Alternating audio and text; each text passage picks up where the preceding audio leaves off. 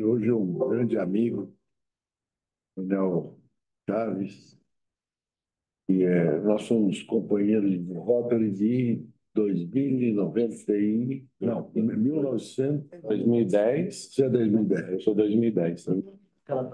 De lá. É um grande companheiro e já comandou o centro aqui, numa época que era mais complicada, né? Bem mais. E é um grande companheiro e vem trazer um importante assunto, que é o assunto sempre que nos preocupa, né? Então, muito bem-vindo. Obrigado. Vou passar a palavra para o coordenador. Muito obrigado, presidente. O Charles é nosso companheiro de Rotary Club, irmão de pé e amigo, acima de tudo. Mas é uma pessoa que a gente admira muito, né? Marcos Roberto Chaves da Silva, ele ingressou na Polícia Militar. Eu vou ler resumidamente o currículo dele, porque é extenso. Merecia só uma palestra só pelo currículo. Ele ingressou na Polícia Militar do Estado de São Paulo em 79, 1979. Ele nem era nascido e já estava na Polícia Militar. Ah, e eu vou dar uma vida rápida, mas eu queria destacar o seguinte. Em 1910, ele entrou no Rotary Club, foi nosso presidente do Rotary Clube Liberdade de São Paulo. É coronel desde 2003. 2003, eu tô nem lendo, né? É coronel PM desde 2003, ou seja, tem uma vasta experiência. E o que o currículo dele todo, que eu fiquei bastante impressionado, é que ele comandou o centro em São Paulo, que não é fácil. Vamos, vamos combinar. Não, é difícil. É difícil, é muito difícil. Desafio gigante, né? Dentro da formação dele, também eu acho importante, ele tem mestrado em Ciências Policiais e Segurança Pública, né? Tem doutorado em Ciências Policiais e Segurança Pública também. Tem um curso internacional em Israel, e tem um curso no Japão também. Você tem curso no Japão. Ou seja, ele tem. Não estou nem lendo. Mas pode só destacar as suas principais da vinculação pessoal. E realmente muito nos honra, e a mim, pessoalmente, como coordenador desse grupo de estudo, a presença do Chaves, do Coronel Chaves, do companheiro Chaves, que vai nos dar dividir um pouco da sua experiência, do seu conhecimento sobre esse tema. Ele tem experiência que é o tema da assistência da segurança, que, enfim, que preocupa e envolve todos nós, né? Nós como pessoas do comércio, pessoas do serviço, da indústria e nossa família. A gente, então é muito preocupante. Por favor, Thiago. Primeiramente, queria agradecer a oportunidade de estar aqui, né? Humberto, companheiro aí de longo tempo já na nossa jornada de rota. Eu sempre, uma vez me perguntaram, mas o que você faz no Rotary? Primeiro, que eu moro em Cotia, não moro aqui. E estou no Rotary Liberdade, que não tem nada a ver com Cotia. E aí eu sempre respondo que ninguém percebeu, mais as minhas características orientais são latentes. Já está muito tempo, né? Aí dá um motivo. Mas, na grande verdade, quando eu fui questionado recentemente sobre isso, aí eu falei que o Rotary ele tem dois pilares, né? E um deles é o companheirismo. E o companheirismo, ele nasce daquela aproximação que você gera com outra pessoa, sabe? Aquele sentido de identidade de ideias, né? E acho que é por isso que eu faço parte desse Rotary Club. Além do que, nossa companheira aqui já falou, faz parte do Nacional. É o único Claro. clube que faz. Então, muito obrigado, Humberto. Para você divulgar uma parte da sua agenda. Eu aí acompanhando já da época Eu não vou falar que de 1979, mas já conheci ele já naquela época, quando eu ingressei na polícia. E em 2009, quando eu assumi a área centro, acho que foi uma das primeiras pessoas com quem eu conversei foi o Ordini, vim aqui conhecer a área centro. E eu tive uma missão um tanto quanto espinhosa, porque na época que eu fui assumir a área centro, quem estava saindo daqui era o Coronel Camilo, que acho que é conhecido de todos. Então, olha o problema que eu tinha. Eu tinha que assumir no lugar dele, dar continuidade àquele trabalho que ele já vinha fazendo aqui com grande excelência, e mais sem ser ele, né? Porque são pessoas diferentes. E eu me lembro que numa das primeiras reuniões que eu participei, era com os moradores ali da região da região Pestana, uma senhora começou a falar, não, mas o Coronel Camilo fazia desse jeito. Tal. O Coronel Camilo, deixa eu falar uma coisa para você. Eu e o Coronel Camilo somos exatamente iguais. Só uma diferença, eu sou muito mais bonito do que aquele que ele é, que era amigo de todos aqueles moradores ali da região, né?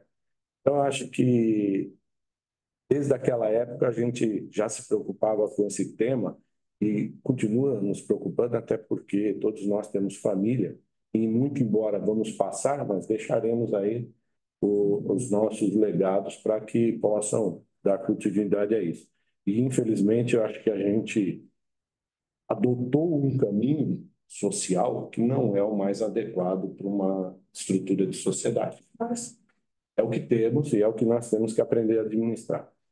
Eu estava até conversando agora com o Ordini que a primeira palestra que eu fiz foi na Associação Comercial Distrital Centro. Eu estava sentado na plateia, né? Eu era o comandante já da área centro, o Coronel Camilo ia fazer uma palestra.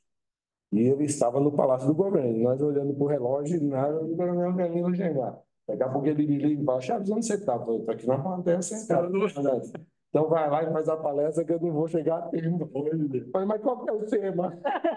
Ah, tem as transparências aí que se vira, né? Então, Eu estava lá. você estava lá? Você vai lembrar. lembrar. É verdade. E vai lembrar que nessa época eu comecei a palestra, as transparências eram autoexplicativas, então não tinha nenhum problema. Aí ele chegou. Quando ele chegou, eu levantei para passar a palavra para ele. O pessoal, não. O time do Thiago, ele está sentadinho aí. Isso mesmo. Então, acho que essa é a parte mais importante aí do que a gente vai construindo aí com as parcerias que a gente conseguiu aqui na área centro. Tá? Na verdade, não é palestra, é um bate-papo. Eu vou simplesmente fazer uma contextualização para que a gente possa estar no mesmo cenário e, em cima disso daí, aberto a questionamentos, perguntas, porque não é um tema fechado, não existe uma resposta certa. Né? Existe o caminho é esse. Infelizmente, nós temos uma estrutura, não vou dizer política, mas uma estrutura governamental que a gente vive em razão de governo, não em razão de políticas de Estado. Então, vem um governo, adota uma política, vem outro, adota outra, às vezes contrária àquela anterior, e quem estudou planejamento estratégico sabe muito bem isso daí. Toda vez que eu interrompo o desenvolvimento de um planejamento, eu volto a estaca zero. Eu vou começar tudo de novo. Né? E eu acho que, infelizmente, esse tipo de lição nós não aprendemos. Só para vocês terem uma ideia, durante o curso lá em Israel, a gente fez várias visitas, algumas até muito interessantes, que era passeio, né? Essas eram as melhores, mas as visitas de estudo, eu tive uma visão lá que eu não imaginava. Os administradores da cidade, não os prefeitos, os administradores da cidade são ex-policiais. Não são policiais que se aposentam, aqueles que se destacam, eles são convidados a assumir a administração da cidade. A parte da administração burocrática, digamos assim, não política, né? Por quê? Porque ele já tem um domínio da administração pública daquela localidade, porque ele atuou lá na área de segurança. Então, são coisas que a gente vai vendo e vai aprendendo. Mas para que a gente possa entrar exatamente no cenário que a gente gostaria de conversar, o tema já é um tema para a gente começar a fazer uma reflexão. Né? Quando a gente fala em segurança pública, nós estamos falando num aspecto muito amplo. O cidadão nessa história toda, porque na grande verdade, o cidadão não quer saber da segurança pública, ele quer saber da segurança dele. Né? E a segurança pública é algo muito maior do que a segurança do cidadão. A segurança de cidadão, se contrata uma pessoa, coloca ali por isso.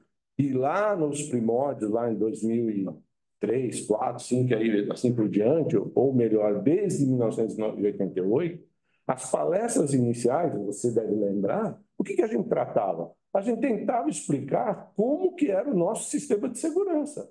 Olha, tem uma polícia civil que faz isso, tem uma polícia militar que faz isso. Na época ainda não existiam as guardas municipais, mas depois ela. Aí eu tenho uma polícia federal, depois da polícia federal eu tenho uma polícia rodoviária federal, eu tenho uma polícia ferroviária federal, que é um sistema completo, é um sistema difícil de entender. Né? Inclusive, a gente fica questionando, por que eu tenho uma polícia ferroviária federal se quem entra dentro da estação para atender a ocorrência é o policial do Estado? Né? Porque não tem nunca o policial ferroviário lá.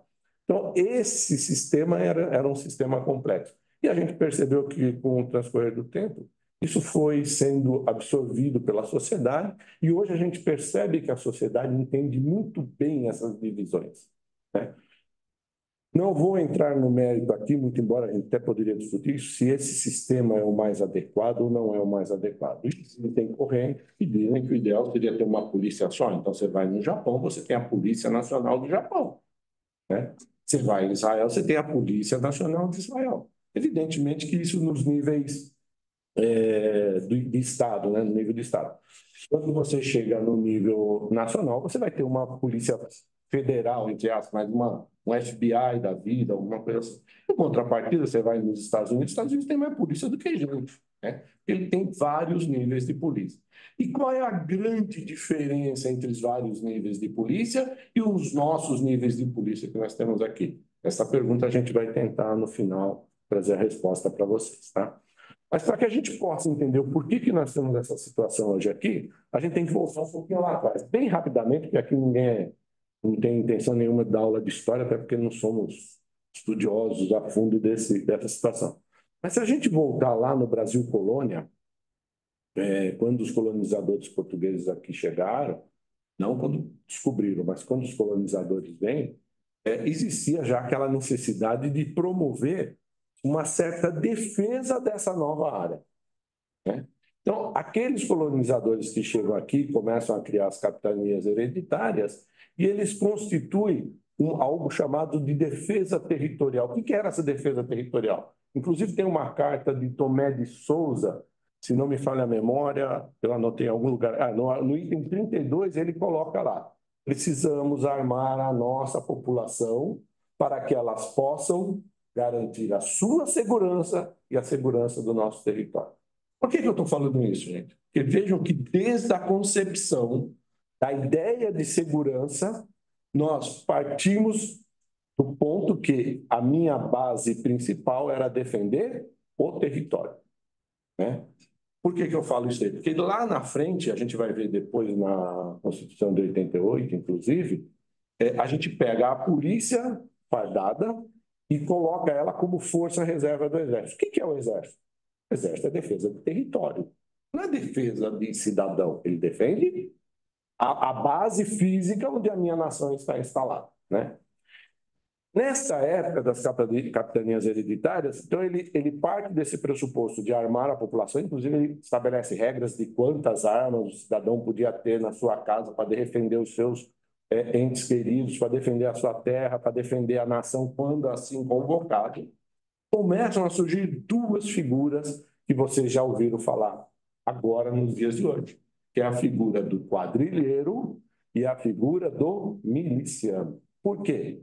Quando verificaram que o cidadão sozinho, para que ele tomasse conta, ele cuidava do espaço dele, o outro cuidava do espaço dele. Mas e a integração de tudo isso?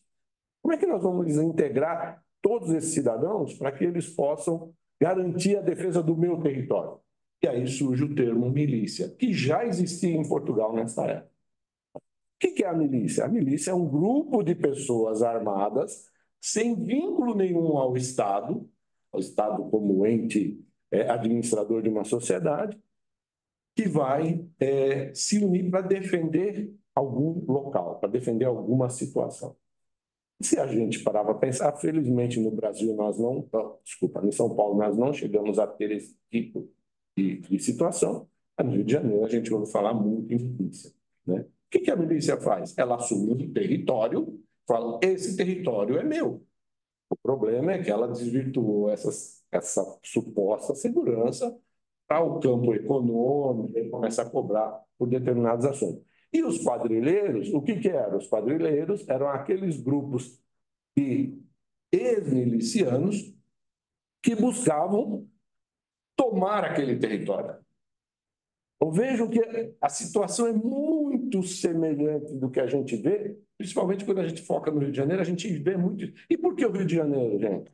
Não se esqueçam que o Rio de Janeiro foi a capital do Brasil, lá atrás, né? Então, o Rio de Janeiro ele mostra bem essa cultura que vem lá da época do Brasil Colônia, né? Onde eu tenho um grupo que tenta ocupar o território e eu tenho outro grupo que tenta defender esse território. Mas, na grande verdade, esses dois grupos não estão ali para defender o cidadão.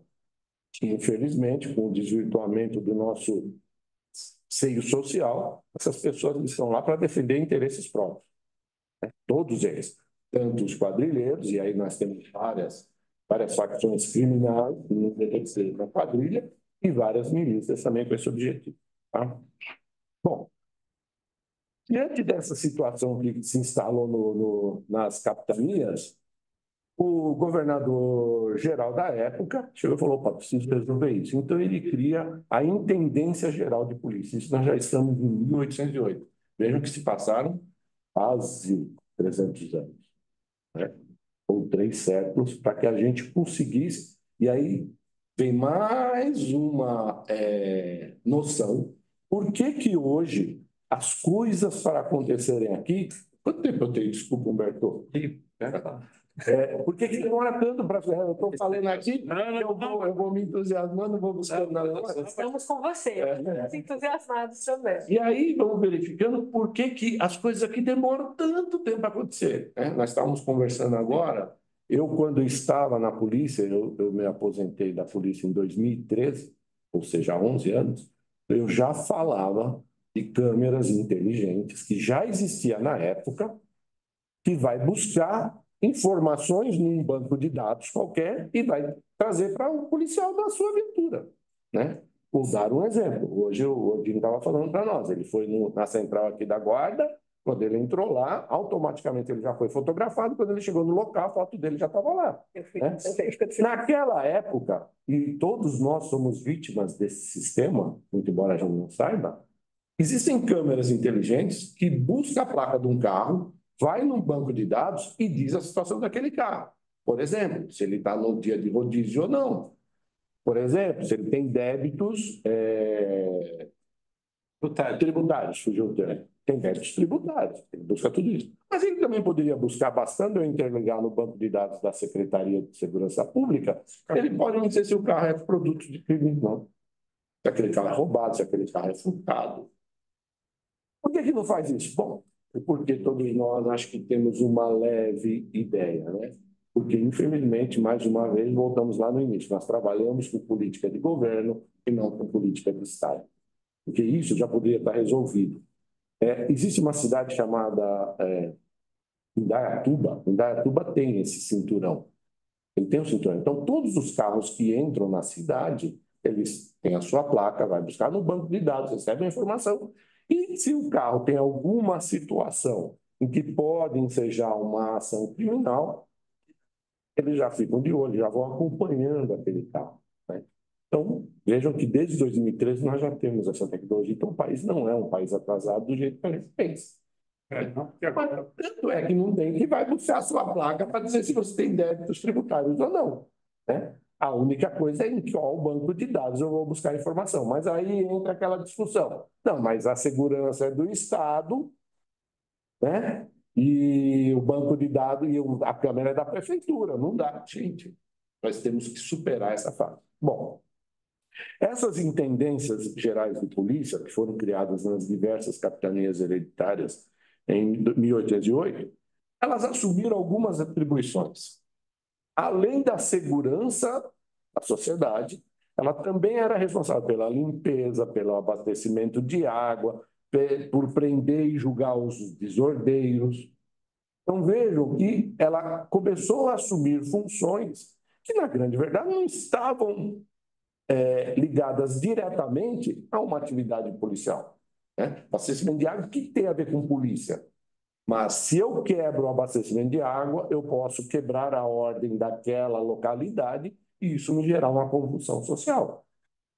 Daí a gente entende por que, quando veio a Constituição de 88, nós ficamos por muito tempo mostrando qual era o sistema de segurança pública do país, né? Com várias polícias, cada polícia com a sua atribuição. Por quê? Porque lá na origem do Brasil colônia, nós estávamos trabalhando com a ideia de que a atribuição policial, a atribuição de garantir a ordem, envolvia tudo isso. Transporte, é que o transporte naquela época era algo bem menos complexo. Tá? E isso perdurou, evidentemente que tinha tudo para dar errado, porque que tamanho teria essa polícia? Né? Então, isso perdurou até 1831, quando, em 10 de outubro, uma legislação do governador-geral criou o Corpo Municipal de Guardas. A nossa foi instituída em 10 de outubro. A de São Paulo foi instituída em 10 de outubro de 1831. Ela tinha 100 policiais a pé e 30 a cavalo. Por isso que quando vocês ouvem o hino da Polícia Militar, vocês ouvem 130 de 31. Ou seja, eram 130 policiais iniciais que estavam dando origem a uma força, eu vou chamar de força policial, né? Já mais ou menos nas características que nós vimos construir no futuro. Tá? Bom, aí isso foi evoluindo. Em 1882 nós temos a elaboração e promulgação do Código de Processo Criminal de primeira instância. Vejam que eu esqueci de falar, os corpos municipais de guardas, eles também continuavam responsáveis por as mesmas missões da Intendência Geral, ou seja, eles cuidavam dos desordeiros. Então, se não é o caso de ninguém aqui, nem meu, infelizmente, mas vocês devem lembrar que vadiagem era crime, né? Vadiagem, desordeiro na rua, a polícia atuava, andar sem documento, né? Hoje é impossível andar sem documento porque está tudo no celular, né? Então não tem como andar sem documento mais. Então, essas guardas continuavam com essas atribuições também. Só que em 1882, 50 anos depois, com o Código de Processo Criminal de primeira instância, eles viram a necessidade de dividir essas capitanias em províncias. Então, essas províncias foram criadas, divididas em distritos, e os distritos foram divididos em quarteirões. E aí, para cada província, eu tinha um juiz de direito, e para cada distrito, eu tinha o juiz de paz. Aí a gente entende a origem do juiz de paz, que a gente ouve nos cartórios para realizar o casamento, né? Ali é casamento. Tá? Esses quarteirões, eles eram divididos em aproximadamente 25 casas. Então, a cada 25 casas, nós tínhamos o inspetor de quarteirão, que era um cidadão que morava naquele quarteirão e que, por um ano, ele era chamado de inspetor de quarteirão. Em outras palavras, ou trazendo para os dias atuais, ele era o síndico do quarteirão. Né? E o papel dele era exatamente observar tudo o que acontecia naquele quarteirão, naquelas 20 casas, e transportar isso para o Corpo Municipal de Guarda. Obrigado. Transportar para o Corpo Municipal de Guarda. Então, vejam como as relações, quando vocês ouvem falar hoje em policiamento comunitário, quando nós chegamos para o cidadão e criamos um programa de vizinhança solidária, o que é?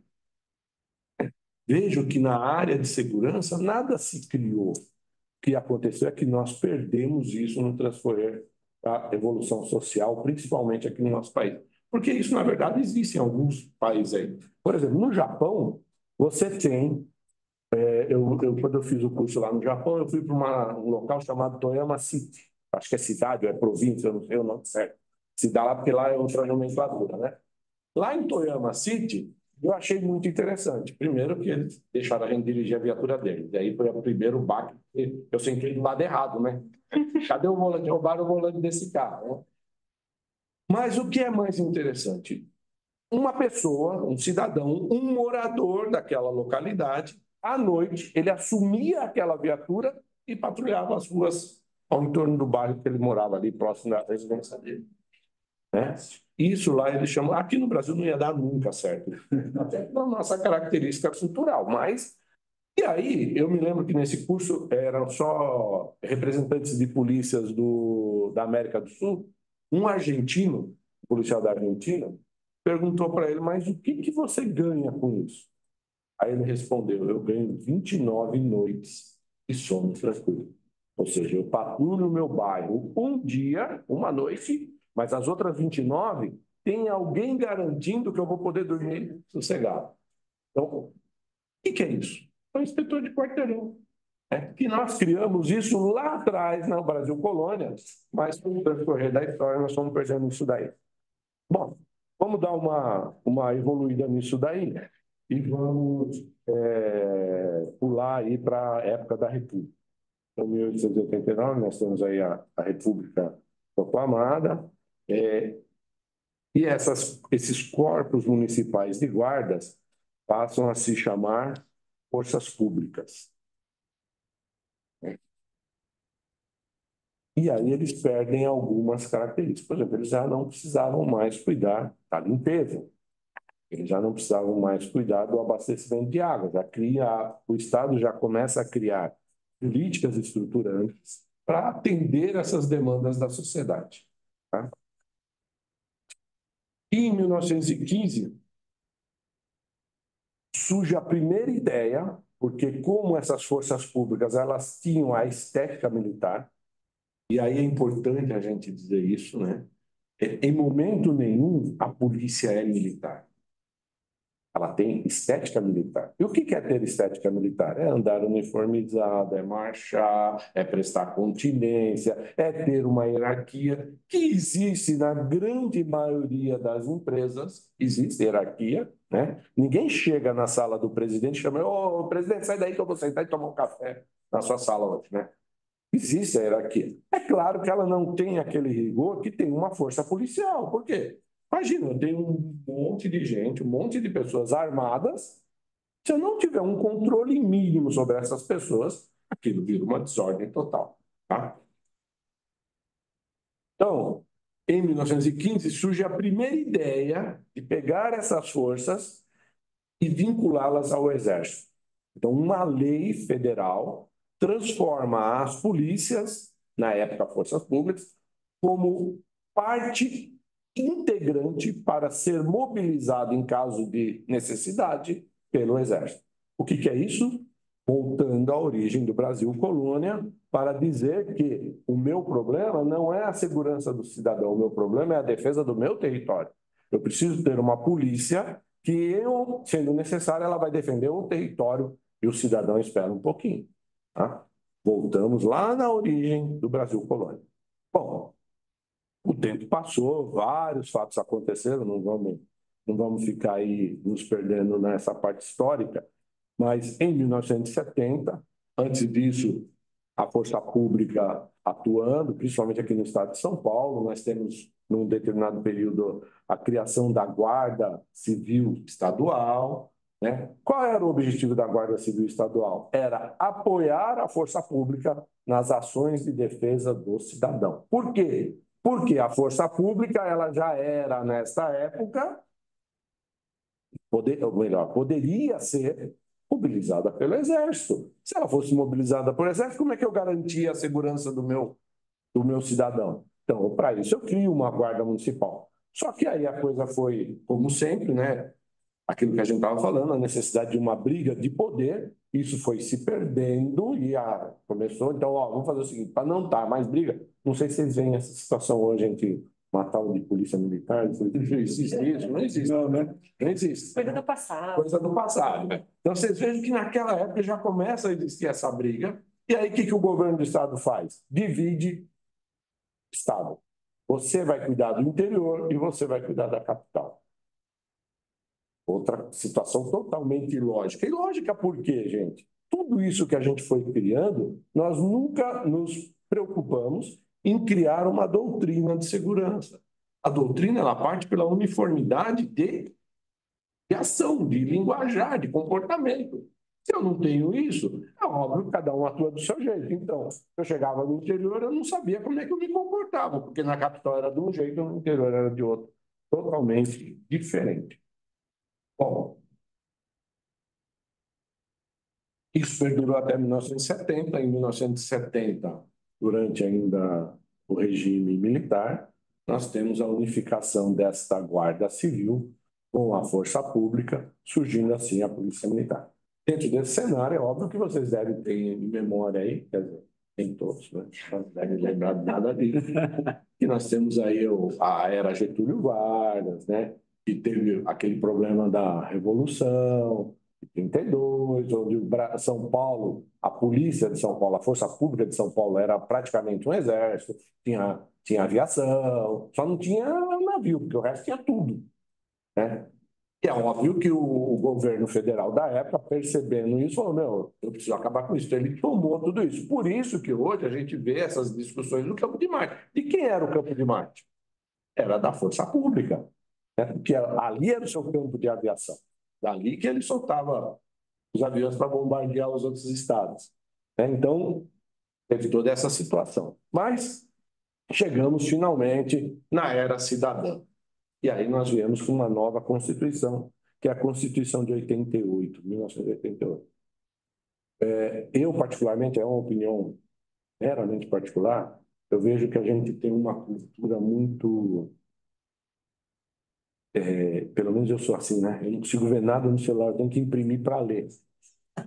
Não sei se alguém mais tem essa situação. Eu tenho que imprimir para ler. Mas como é ler no celular? Não dá. Ler no computador? Não dá. Imprime para eu ler.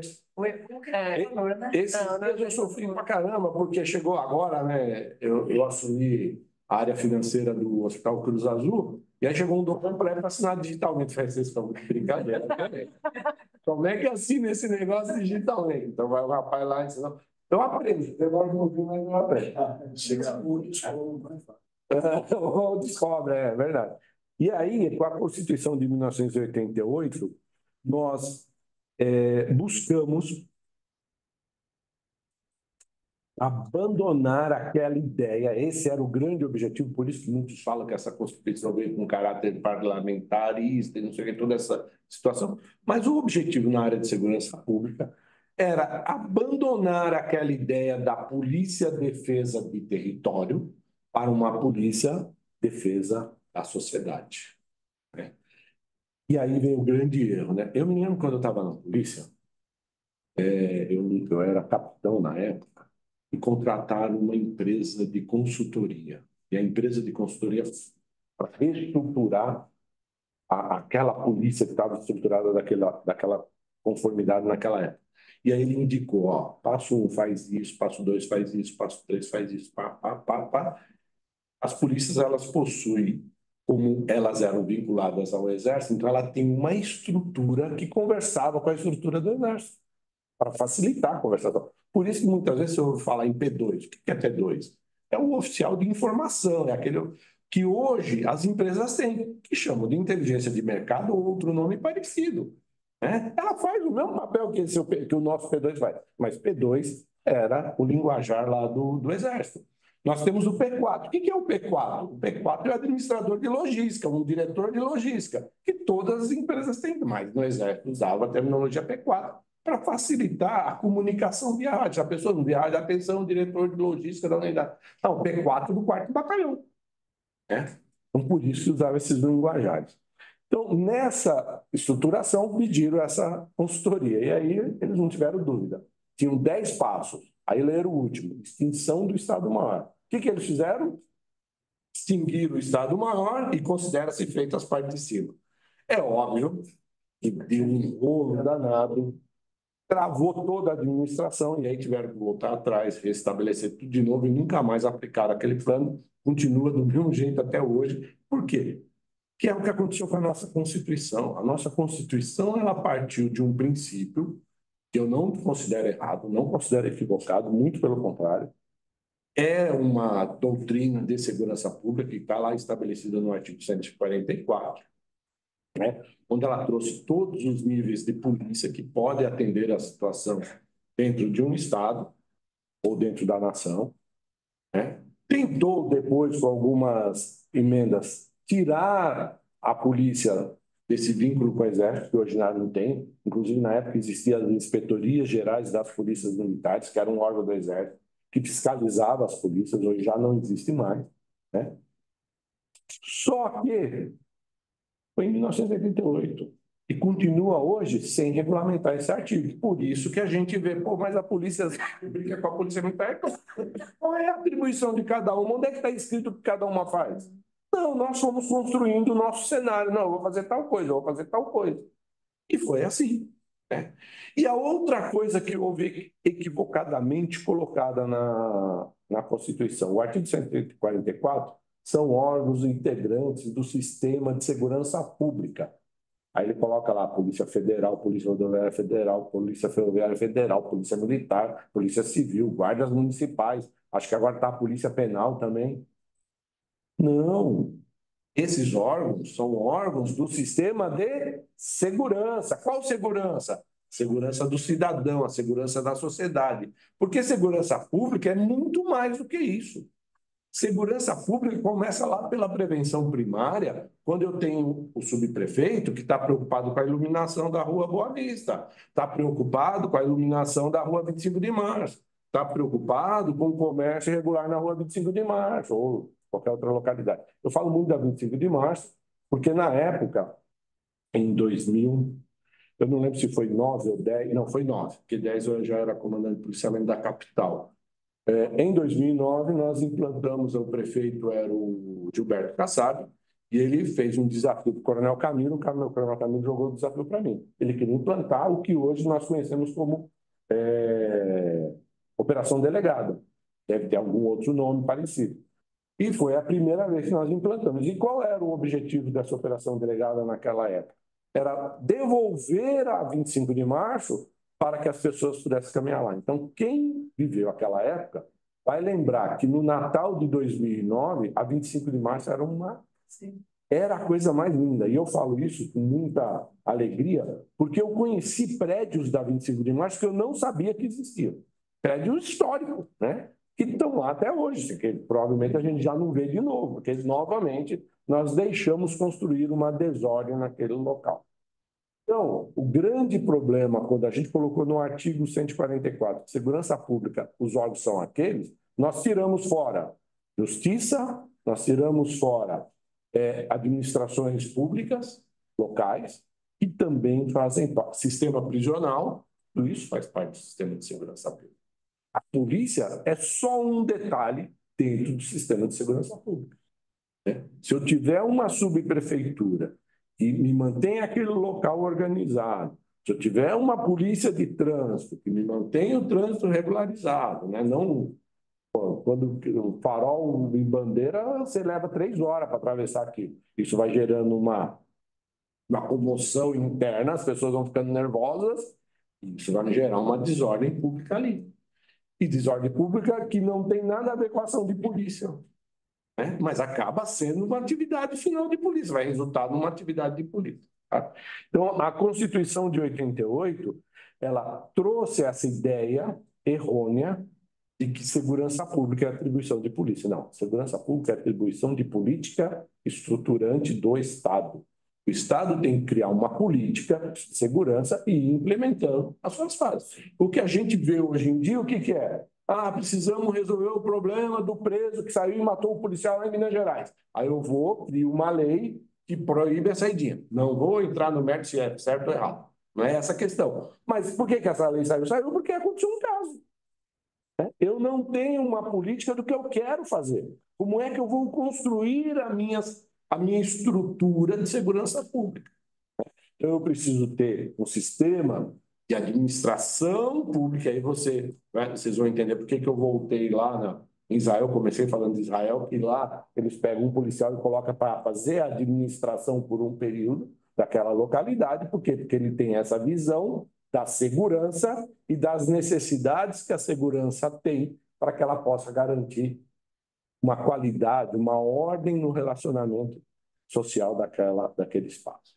Tá? E começo por aí e vou além disso, porque depois que eu tenho a atuação da polícia, eu tenho a atuação dos demais órgãos. Né? Eu não posso ficar em dúvida se eu prendo ou não aquele cidadão, se aquele ato que ele está praticando é ou não um ato antissocial, vamos chamar assim, para não dizer que é crime. Né? E eu não posso também, depois que eu pego essa pessoa e levo ela para o distrito ou para qualquer outro órgão que seja designado para o encaminhamento, chegar lá o juiz fala, não, ele vai embora e você fica. Eu me lembro, eu era major e naquela época a gente tinha que fazer umas rondas, a gente saía para rondar, eu era do comando geral, eles liberavam, davam uma viatura, a gente ia rondar determinada área. E eu fui numa determinada região da Zona Leste, eu não consigo lembrar agora o local, mas eu lembro que era uma praça. E eu fui acompanhar, a gente chamava de auditoria em loco, né? E auditar a ação do policial. Ele prendeu, naquela época vocês devem lembrar, os batedores de carteira, né, os trombadinhas da vida, encostou numa mulher e roubou uma carteira. Deu um azar danado, tinha um policial atrás dele, pegou, levou para o distrito. Eu vi, não é que ninguém me contou, eu vi. O policial entrou com a senhora e com o outro cidadão, o agressor, foi feito o boletim, o agressor foi liberado, porque ele foi ouvido primeiro, não era caso de dar prisão em flagrante naquela época, hoje eu não sei se ele, também hoje não seria preso em flagrante. Ele saiu, a mulher foi ouvida, ela saiu e o policial ficou para ser ouvido. O agressor estava do lado de fora, deu uma verdadeira surra na mulher. Ela ficou ensanguentada. E aí o cidadão agressor foi preso em flagrante. É isso que nós queremos construir para a nossa sociedade? Isso eu estou falando, eu era major em 1999, gente, 98, 99. Olha quantos anos atrás. E até hoje nós vivemos os mesmos problemas. Por quê? Audiência de custódia hoje, né? Que faz o papel que o delegado fazia. Não mudou muito. Né? Só para liberar. Infelizmente, só para liberar.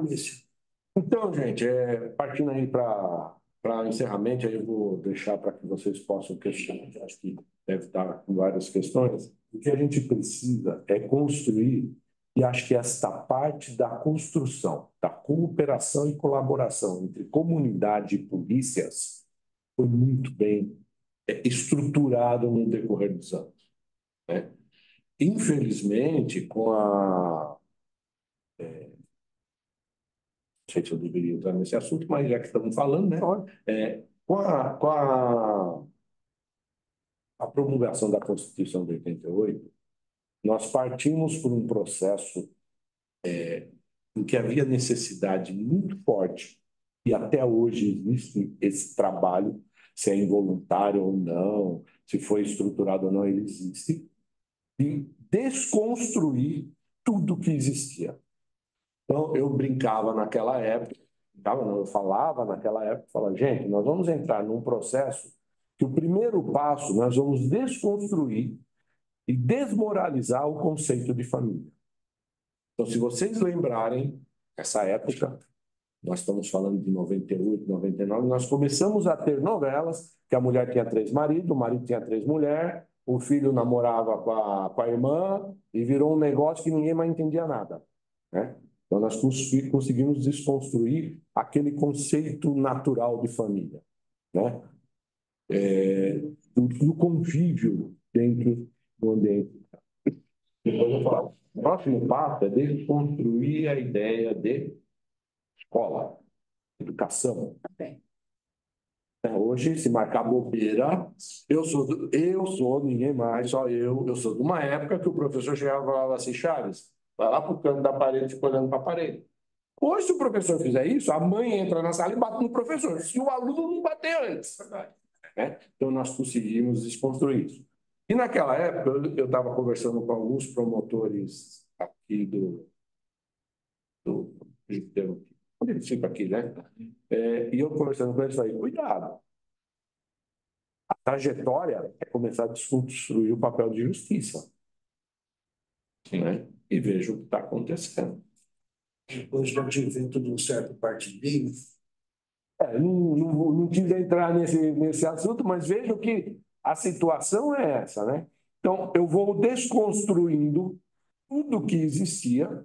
Vejam que o ataque naquela época, na busca de uma desmoralização das polícias, foi algo extremamente violento. Só não chegou no seu intento por causa de uma estrutura firme.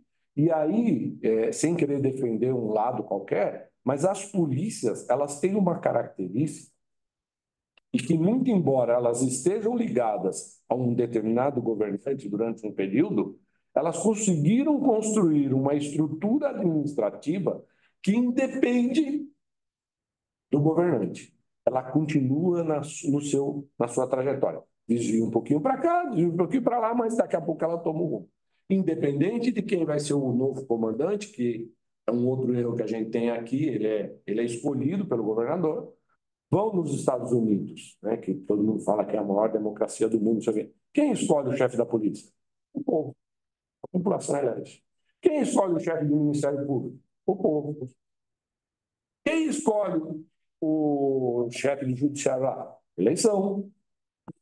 Então, vem aquelas cédulas enormes, independente se é papel eletrônico, que vão construindo tudo isso daí. Coisa que nós ainda estamos muito longe de entender essa dinâmica de que a sociedade é que constrói o seu futuro e não o governante. Infelizmente, nós criamos uma cultura estruturante nossa de que o Estado é que manda em tudo. Na grande verdade, deveria ser exatamente o contrário. O povo vai definir. Vocês podem ver que, na grande maioria dos julgamentos, quem decide se é culpado ou não é o povo, através de um júri. Aqui nós temos júri, mas uma figura totalmente diferente. Tá? Então, eu acho que é isso que eu queria trazer para vocês aí numa conversa bem simplória, do porquê que a gente vive essa situação. Então, hoje a gente vê, esses dias, acho que foi ontem, anteontem, o governo do estado de São Paulo recebeu uma determinação do Poder Judiciário que tem que resolver os problemas dos presídios que estão superlotados. Tem problema nenhum, vamos soltar bandido. Gente, essa não é a solução. Mas por que isso acontece? Porque não tem uma política estruturada do sistema de segurança pública. Começa lá com uma ordenação do meu ambiente social, né? E vai descendo para todos os níveis de atuação dentro do sistema, né?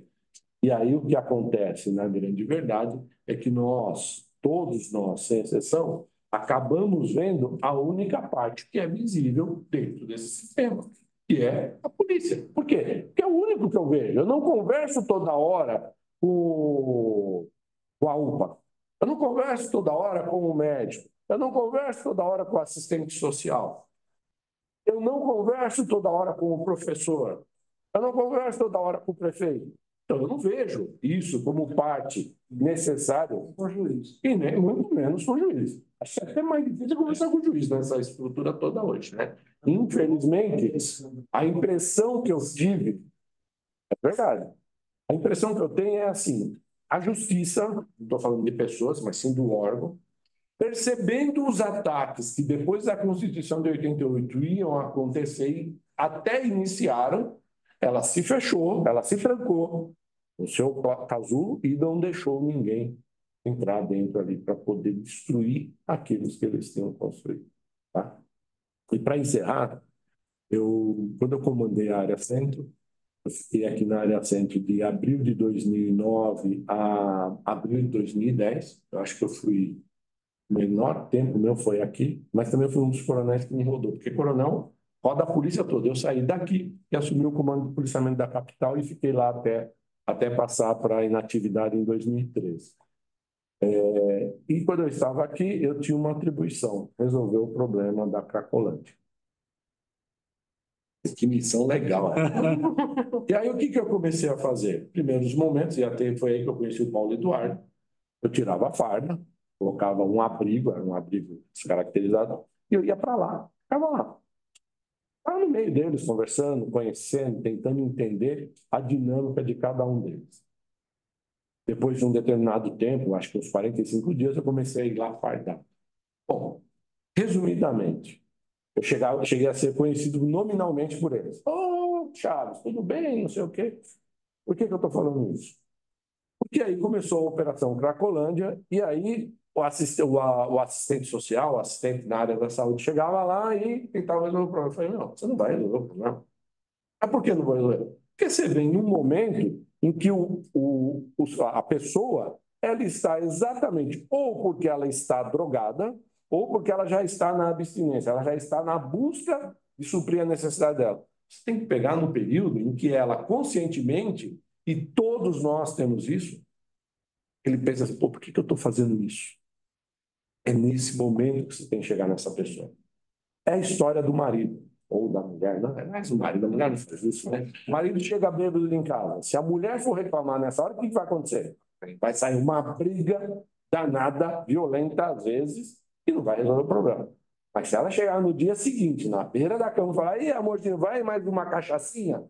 A cabeça até explode, né? Fala, pelo amor de Deus, nem por quê? Vai pegar você exatamente nesse momento em que você está com a consciência te cutucando e falando, por que você fez isso? Né? Então não adianta nem brigar com ele quando ele está sob o efeito do álcool e nem quando ele está precisando do álcool. Tem que pegar exatamente nesse momento. E o drogado era a mesma coisa. Né? Então, eu queria encerrar falando isso daí. Se a gente não conhece o público que a gente trabalha, nós nunca vamos resolver o nosso problema. E é por isso que é importante, né? Eu vi, esqueci seu nome, Aparecida falando comigo aqui, da participação da Move Centro São Paulo na companhia, né? A disponibilização de um espaço com mais dignidade para que o policial possa atuar na região. É papel da Move? Não é papel da Move, é papel do Estado.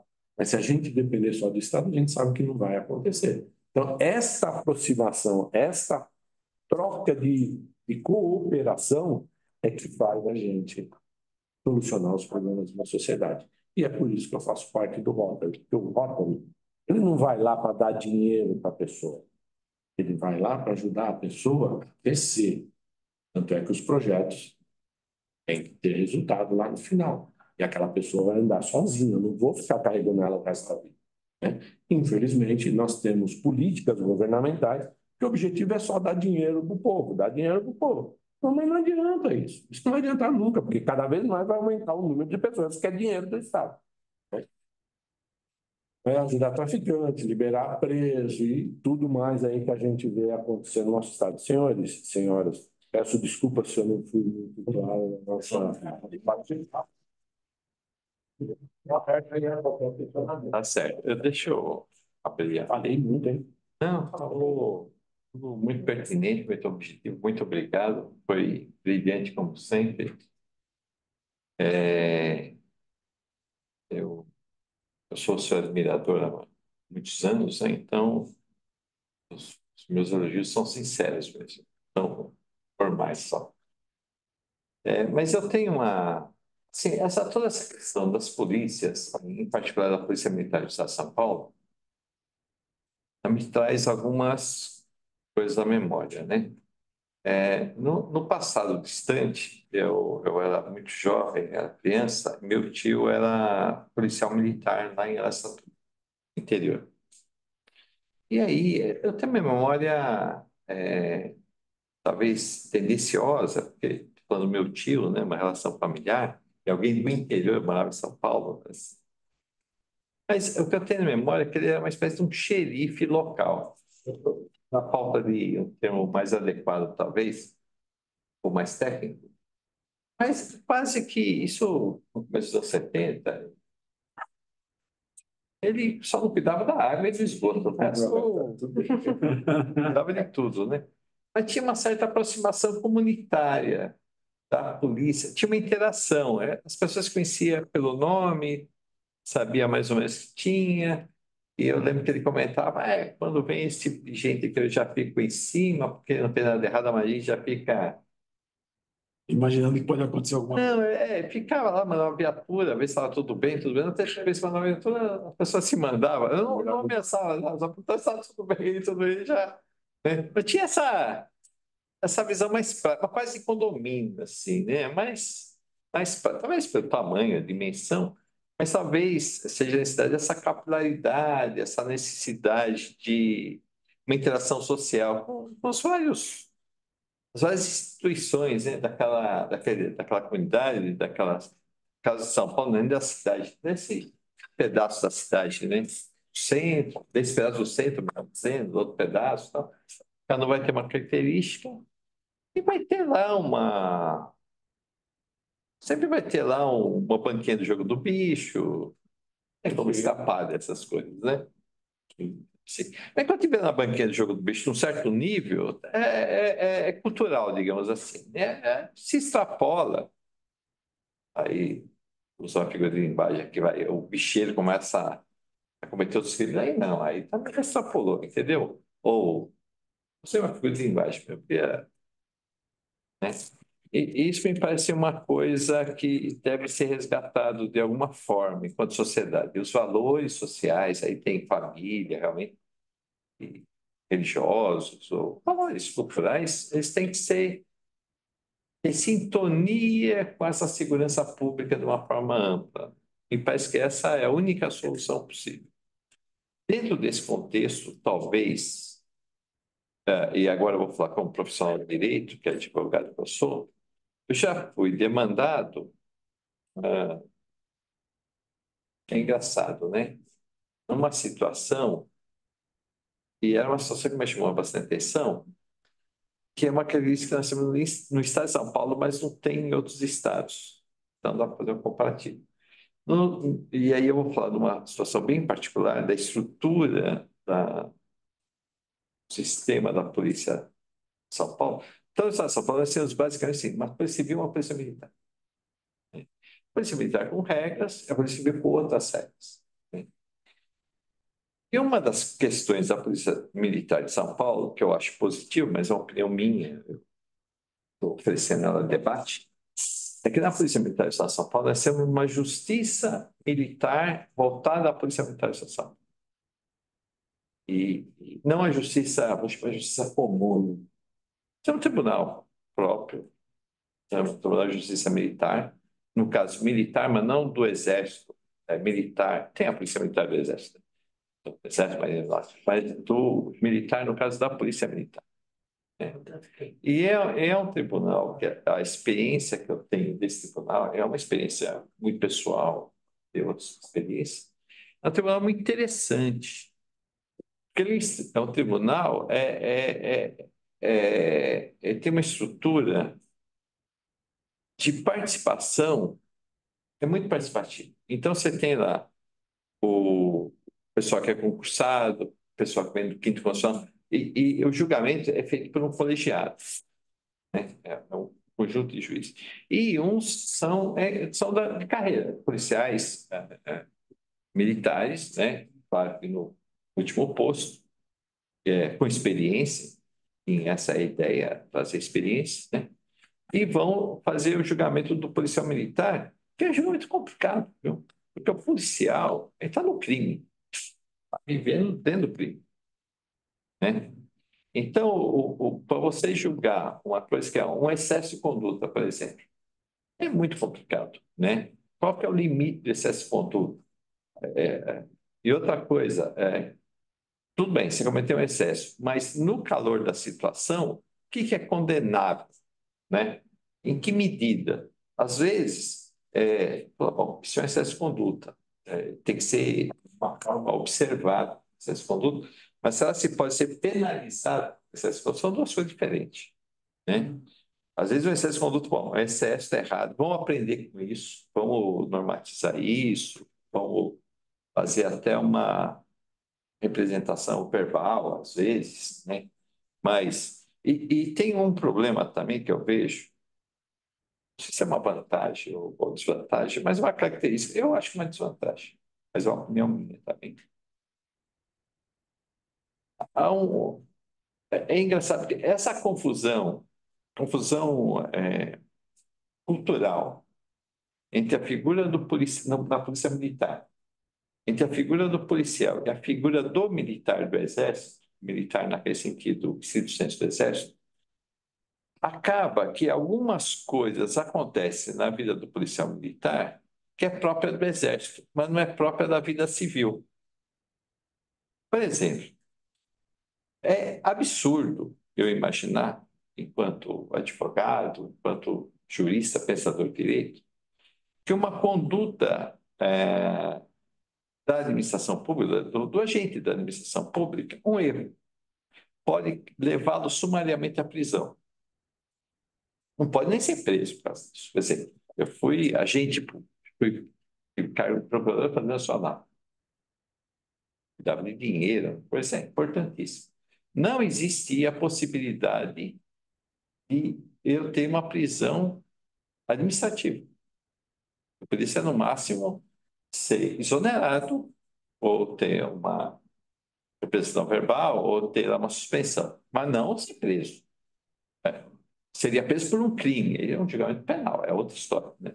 Mas o que não acontece com o policial militar? O policial militar, ele, por uma falta disciplinar, vai ser preso.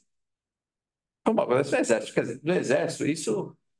O Exército ele tem lá uma função de ter defesa do território, um conflito armado. A gente imagina que o outro exército pode ter problema de deserção, ele pode perder a vida, ele é um recruta muitas vezes. Então tem que ter regras parciais, né, digamos assim. Agora, transportar essas regras para o policial militar, eu acho que precisa ser repensado isso daí. Há algum excesso. O que não acontece com o policial civil, por exemplo. O policial civil ele nunca vai ser preso por uma falta disciplinar no âmbito da administração pública. Ele pode cometer um crime e aí ele vai ser julgado numa instância penal. Né? Então, eu acho que algumas coisas precisam ser revistas.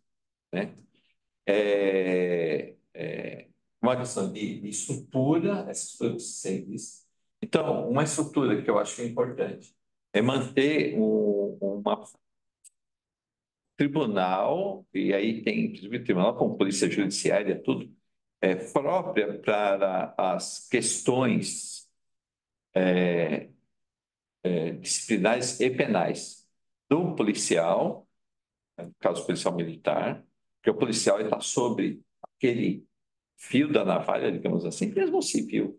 Né? Então, o policial civil tem um problema, ele vai ele é jogado na polícia comum, no crime comum, no delegado comum. É claro que ele vai ser penalizado de uma forma diferente pelo policial militar na mesma situação. Da corregedoria, que nunca passaram por. Não, não, não, mas. Na civil, tem um detalhe, uma particularidade absurda, que coloca o pessoal da corregedoria, cara que nunca esteve à frente, nunca foi operacional. Então ele começa a julgar aquele outro que cai lá, ele não tem a mínima noção de que esse operacional nunca teve, né? E julga o cara, pô, mas você já teve em confronto alguma vez? Não, sim, mas regulamento. uma da estrutura. Também tem um monte ali que está dentro tá preso do Romão Gomes que não sabe. A arma disparou porque não tinha um problema na arma, né? Mas o problema que eu acho assim, é a estrutura, né? Então nós temos na Polícia Civil uma estrutura que é própria da administração pública. Então, na administração pública, nós temos algumas regras. Nós temos uma corregedoria com regras próprias da administração. Né? E tem uma questão de hierarquia, mas tem uma regras próprias da administração, uma visão própria. Na situação especial da segurança, ainda mais se essa pessoa for armada, digamos assim, tiver sobre uma arma ou uma pressão de rua, como você disse, Paulo, né? Que é uma situação especial, penso que isso devia ser uma visão especial, né? Essa visão especial, ela precisa ser melhor trabalhada a nível de país, a ponto de essa polícia militar, ela tem o estado de São Paulo, mas não tem os estados. Observo que nos estados que não tem o tribunal militar, a polícia militar, há um problema maior que o do Estado de São Paulo, né? Observo também o seguinte, que há um conflito, e é um conflito cultural, é um conflito de poder entre policial civil e militar, que vai refletir nesse tribunal militar. Eu profissionalmente enfrentei essa situação, né? Então, eu tenho que fazer a defesa jurídica do tribunal militar. E quem estava do outro lado, digamos assim, do outro lado da mesa, o meu ex-adverso, era a Polícia Civil, né? Então, a Polícia Civil questionando a própria competência, digamos assim, do tribunal militar, e com tendência a ser questionado. O que era problema, porque também é o seguinte, você pega um caso, né? Teve um caso aqui, teve um erro, um problema, o cara que deu a saidinha, foi lá, matou um policial. Aí você acaba com a saidinha sem pensar em todo o problema. Isso é bom ou ruim? Não estou defendendo se é bom ou ruim. Entendeu? O que não pode ser feito é decisões de casuística, né? Teve um caso lá que o policial militar cometeu um crime e aí aconteceu tal coisa. Tá, tudo bem, vou acabar todo o tribunal militar por causa disso. Um fato concreto, aconteceu. E aí teve uma interpretação, nem julgamento teve, uma interpretação jornalística do fato, né, que teve nenhum inquérito dizendo que foi aquilo lá mesmo. Sempre, Mas daí sempre.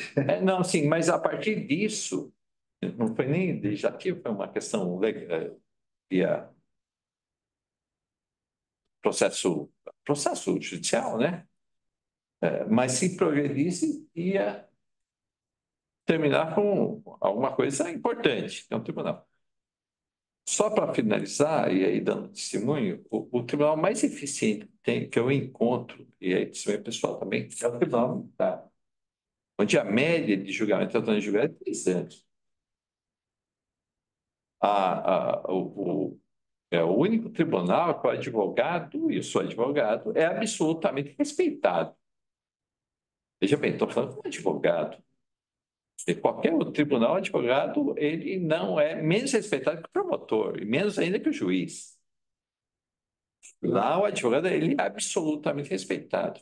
Existe uma norma interna do tribunal que se diz que o advogado ele é tratado de excelência. Quando eu estava também de advogado no tribunal militar, é excelência. É fato. Da limpeza do tribunal não precisa nem falar. É absolutamente limpo. Instalações simples, não são suntuosas. Não tem nada suntuoso, mas é absolutamente limpo. Tem nada a ver com os outros fóruns. Que pudesse ser melhor cuidado. O processo demora 30 anos, vai demorar 3. Entende? Rigorosíssimo, não pega, acho que até demais, até conversa pessoal. É o tribunal que tem poder sobre morte de uma pessoa. Porque como usa o Código Penal Militar, o Código Penal Militar prevê pena de morte em algumas situações extremas. Claro, qualquer exército pode executar, manda para o paredão. O nosso também, em tese.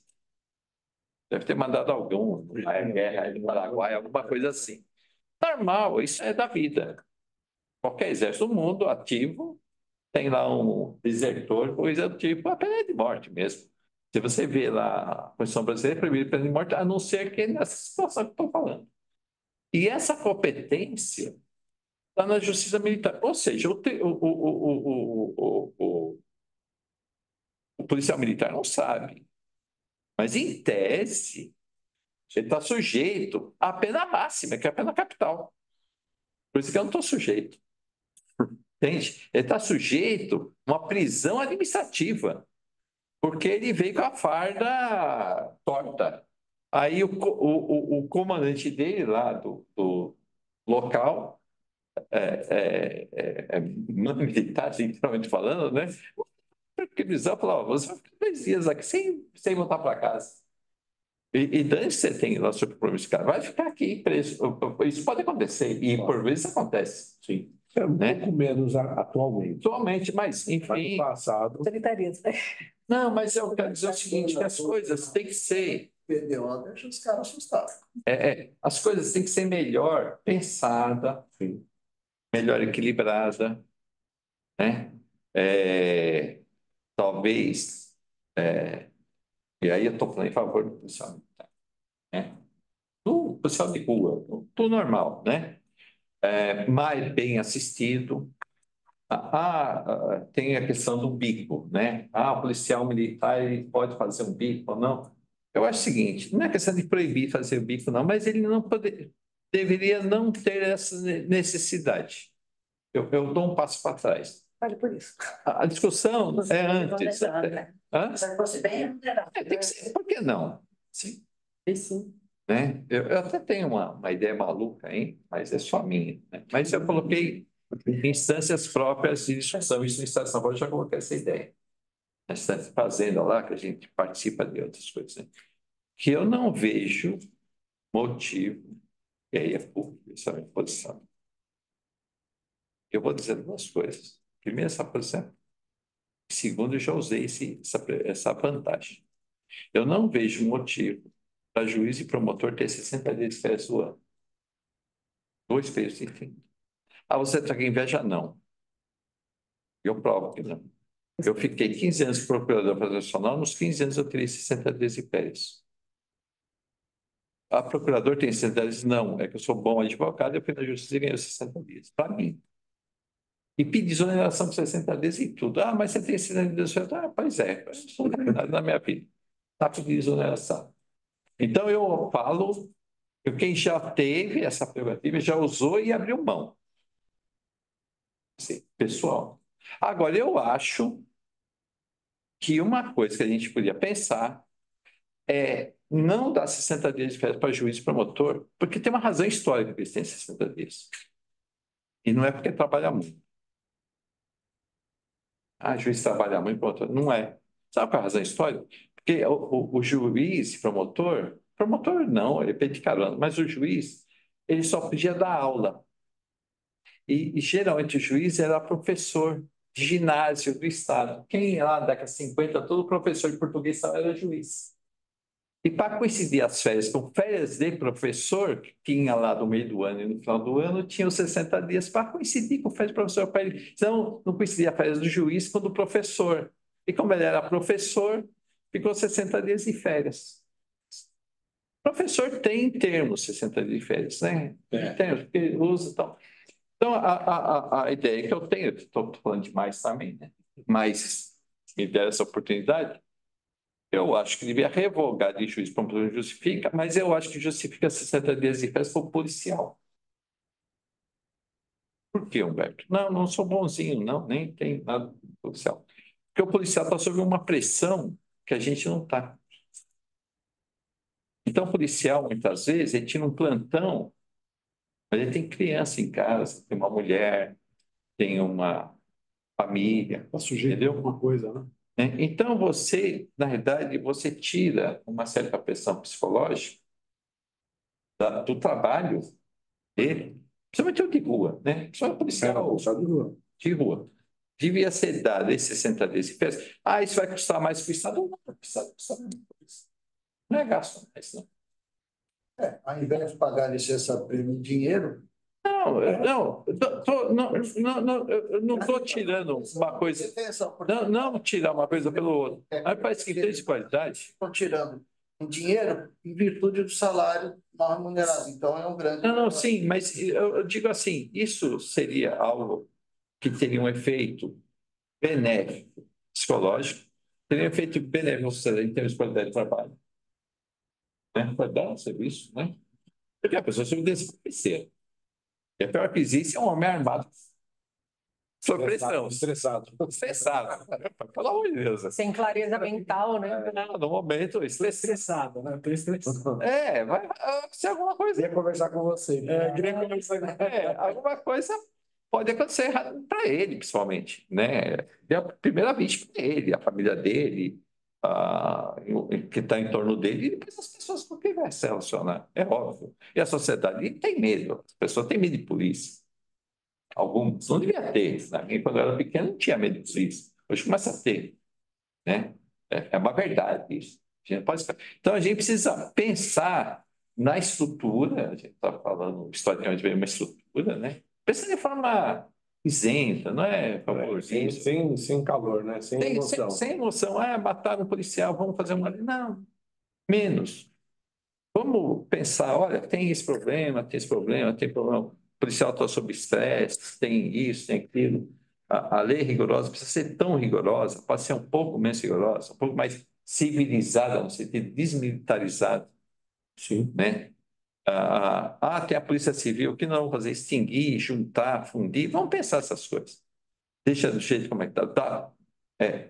Melhora as competências. Bem da Polícia Civil, você tem polícia municipal, polícia federal, Tem a penal. penal, Tem polícia até no Congresso. Carcereiro como. Não, e tem. Mas polícia penal não existe.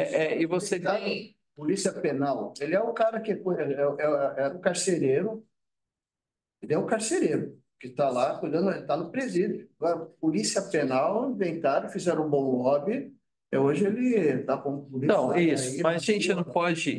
Diferente e tal, fica lá. Cara, A gente não pode também ser refém de lobby, né? Podemos ser reféns de lobby, porque todos nós somos, hoje em dia, refém de lobby, né? Então, eu penso que o Coronel Chaves trouxe uma visão interessante.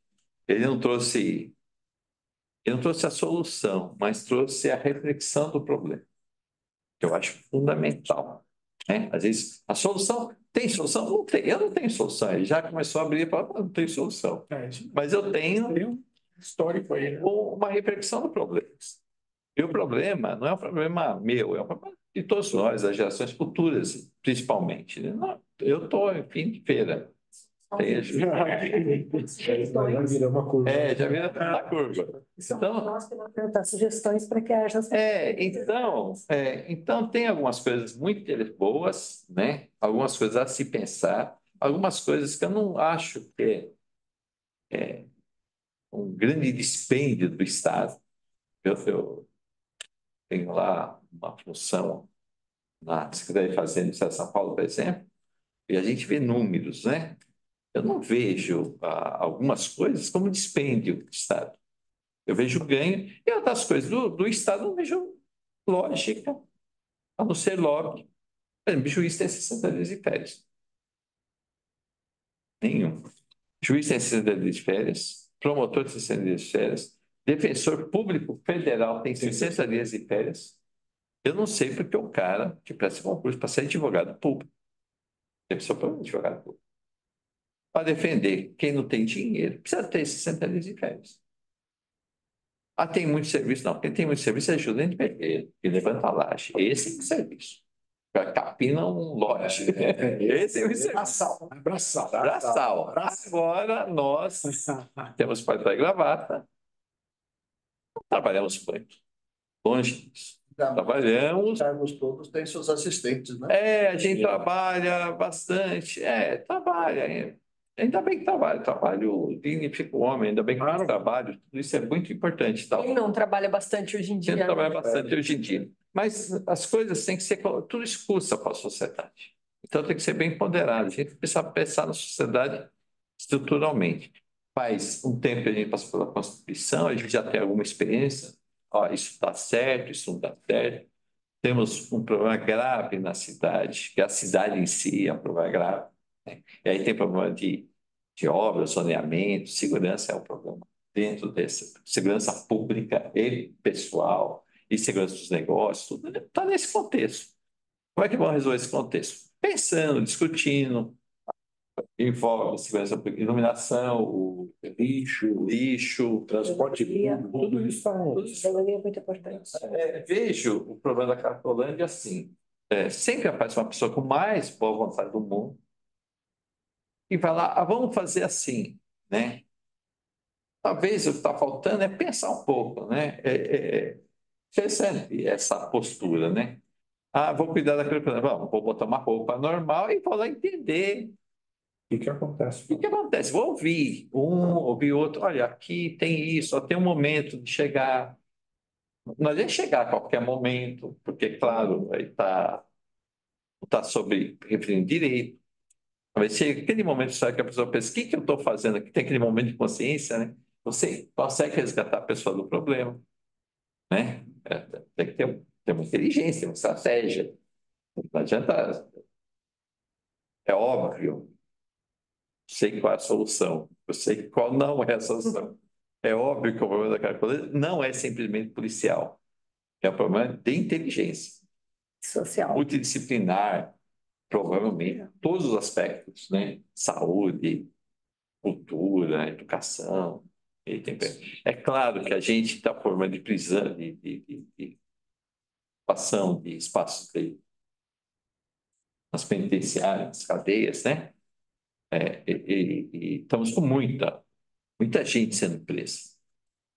A solução é tirar as pessoas? Não, Tem que rever, né? a gente tem que rever isso aí.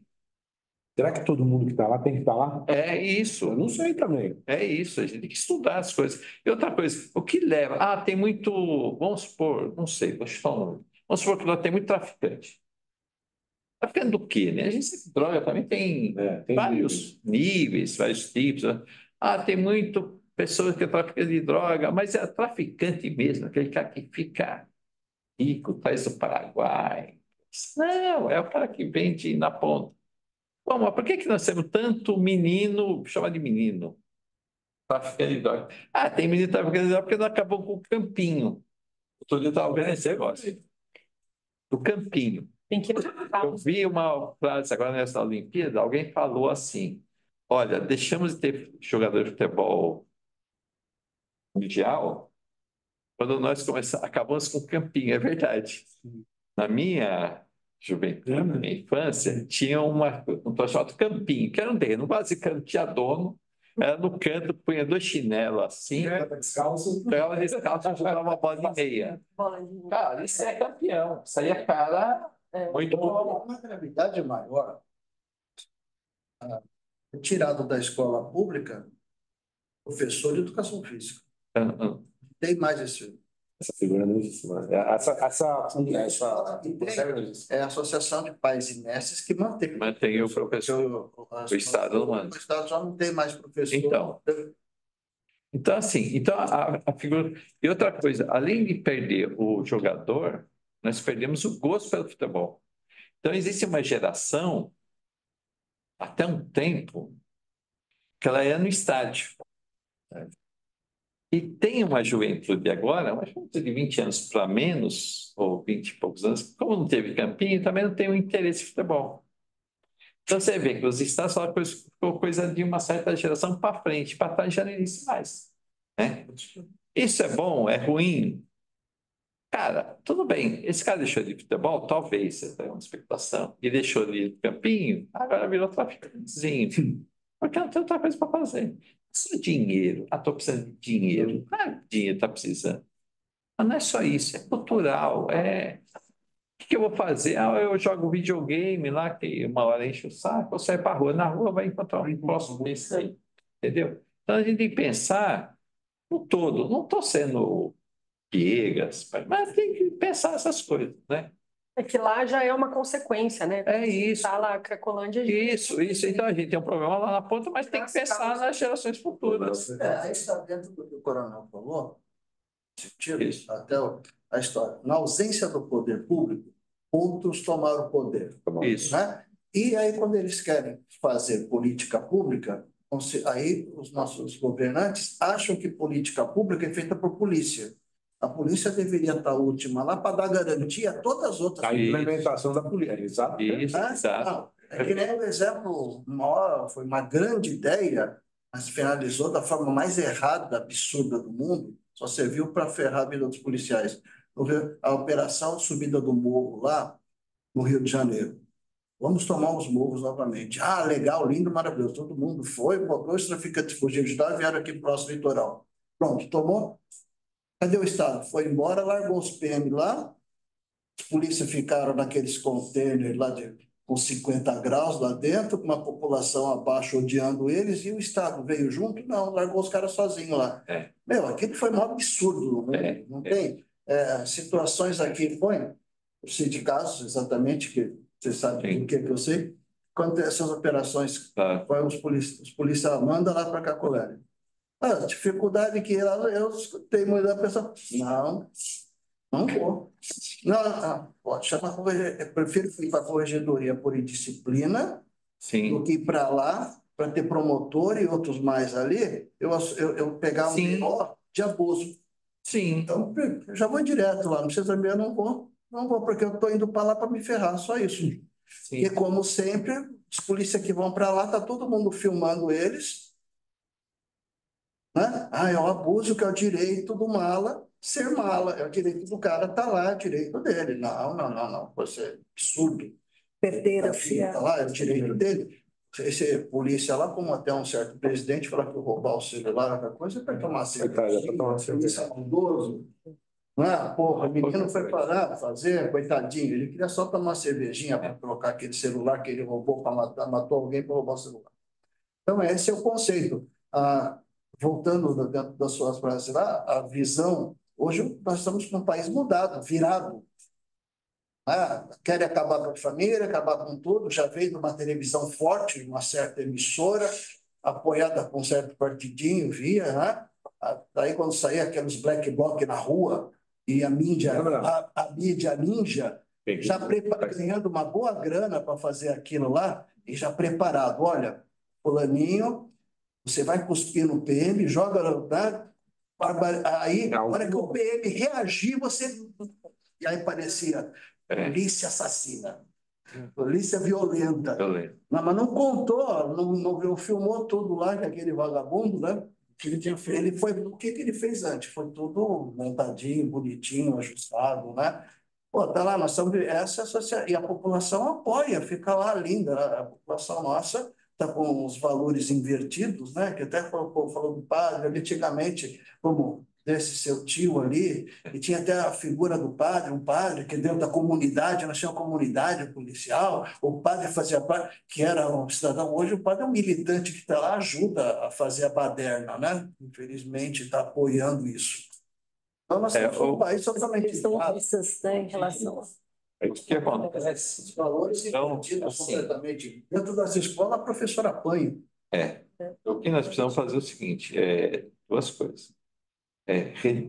Chamar essa discussão, discutir. Me parece que houve exatamente uma desconstrução, realmente. E essa discussão, ela vem muito pouco a pouco, cada dia é um detalhe, e você não percebe. Quando vê, já passou depois de 30 anos, a gente tem tudo muito complicado. O que nós temos? Nós temos isso, aí criou-se feudos de privilégio. Esses feudos de privilégio se tornaram impenetráveis porque a pessoa tem medo de perder privilégio. Estou falando do judiciário, por exemplo, tá? Então, tem período. Aí o juiz, você não pode falar do judiciário porque comete um delito máximo. Agora, então. Não, na verdade, nós temos que discutir o judiciário, sim. Tem que discutir a justiça, tem que discutir o juiz, o horário que tem que trabalhar ou não, se tem ele vai trabalhar em casa ou não, isso tem que ser discutido, não vai ficar livre. Se tem que ficar em casa ou tem que ir no fórum, eu acho um absurdo o juiz trabalhar em casa. Por que você acha um absurdo? Eu não preciso do juiz na hora, naquele momento. Não, para dar uma liminar, cara, para resolver, para tirar um cara, para fazer uma audiência de custódia, vai. Sim. Para tirar o bandido do PM malvado. Mas preciso do juiz, não preciso. Por que tem que estar na casa dele? Está no fórum. Pega o horário de trabalho dele, eu trabalho das 9 às 17 horas. Aí, não, o juiz só vem depois das 2. Depois das 6. Peraí, mas como ele não trabalha das 9? Não, das 9 você quer doutor. Aqui, a parte da manhã em casa. Da manhã dá aula. Tem um detalhe, Dá aula. aquele juiz de plantão do DIPO, né, que está lá, o cara está com uma prisão na delegacia para sair para procurar esse cidadão. Para conseguir, aí ele fica chateado por conseguir achar ele no restaurante. Não, então. Não está de plantão, não, DIPO? Não, então é assim, né? Então é assim, não é. Então, assim, tem alguns cargos. O médico do pronto-socorro. O médico do pronto-socorro não está na casa dele. Ele tem que falar, socorro. Não tem nada acontecendo. O senhor fica aí que vai chegar um cara com o braço quebrado a qualquer momento. Isso mesmo. Entendeu? Foi regra do CFM, se eles É o cara vir de casa para resolver, Não. não pode sair do Então, outra coisa é o juiz. O juiz não tem horário para estar. Onde que é o lugar que eu vou achar o juiz? Não é na casa dele. Ora. Tem que estar lá no fórum, tem que estar. Mas eu só. Pode dizer, pode ser que tenha uma emergência com uma liminar que eu preciso, o senhor tem que estar aqui. Juiz de primeira, segunda, terceira, até o Supremo. Onde é que está o juiz supremo? Está dando aula lá em Portugal, não sei onde. Como? Não é o juiz aqui do Supremo. Está lá no seu fórum, seja no Palácio do STJ, do Supremo, ou no policial militar, ou não sei o quê. Tem que estar lá. Todos têm. Então, assim, tem que discutir o judiciário. O Ministério Público nem se fala. O Ministério Público do nada. Então, é exatamente isso.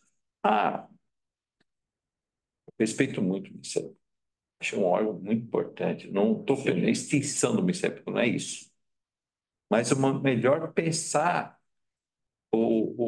a competência do Ministério Público, a obrigação do promotor. Eu vejo o promotor com muito, em geral, com muito poder e quase muito pouca obrigação, inclusive de acusar. O promotor acusa alguém, às vezes até dá entrevista, né?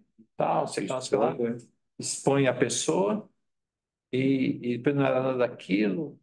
E depois ele mesmo pede a absolvição. Ele pede a absolvição. E agora, então, Entendeu?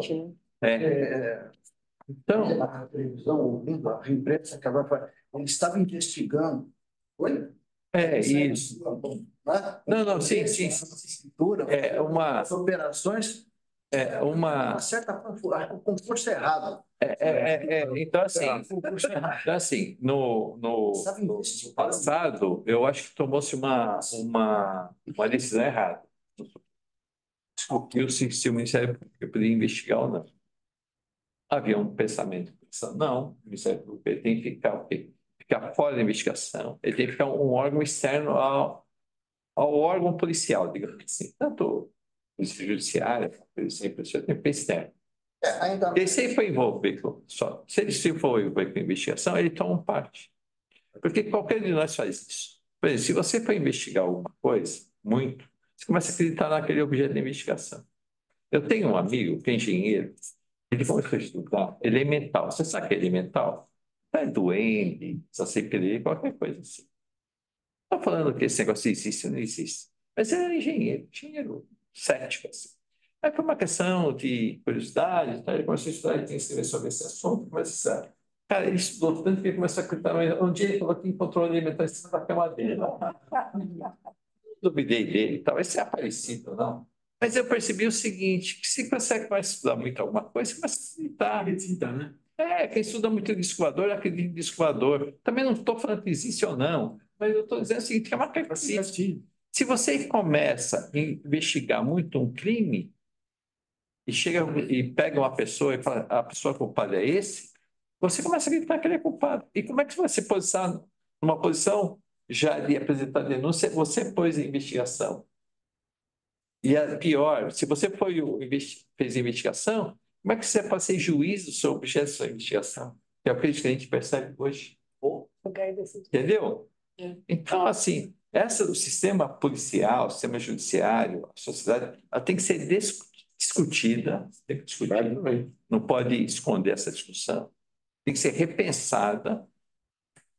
E nesse tipo de fórum, nesse tipo de mesa de discussão. Ainda mais que ele está dando a atribuição dele. Se o inquérito ele vê que não está suficiente, ele pede cota, devolve, né? Isso. Não precisa sair ele, só o coletinho dele. Isso. Agora gerou flags. Isso. Eu também. E se não tiver suficiente, ou porque não foi suficiente mesmo, mas tem uma distorção aqui. Bom, aí ele tem a possibilidade de abrir um procedimento para ver se não houve uma distorção disciplinar, inclusive. Exatamente. Né?